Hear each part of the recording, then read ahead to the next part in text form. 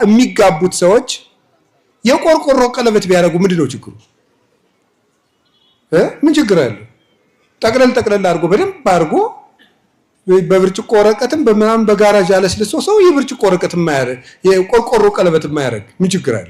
መዳብስ ቢያደርግ የሆነ ብረትስ ቢያደርግ ይሄ አጥሩ የሽቦ አጥር ታውቃላችሁ? እሱንስ ቀለበት የማያደርግ ምን ችግር አለ? ለምንድነው ሰው የወርቅ ቀለበት የሚያደርገው? ጋብቻውን ማክበሩን የመጨረሻ ውድ በሆነ ነገር እየገለጸ ነው። ጋብቻው ትልቅ መሆኑን ዋጋው ውድ በሆነ ንጥረ ነገር ይገልጻል ማለት ነው እንጂ ግን ምንም የቆርቆሮም ቢሆን የምንም ቢሆን የብርስ ለምን አያደርግም? መንፈሳዊ ትርጉም አለው ቀለበቱ። ግን ሰው እናንተ ግን መንፈሳዊ ትርጉም ገብቷችሁ ነው የወርቅ የምታደርጉት? በፍጹም። መንፈሳዊ ያልሆኑ ሰዎች ሁሉ የወርቅ ቀለበት አይደል የሚያደርጉት? ፈረንጆች ሁሉ ከፍ ሲሉ ደግሞ የምንድነው የዳይመንድ ቀለበት ያደርጋሉ።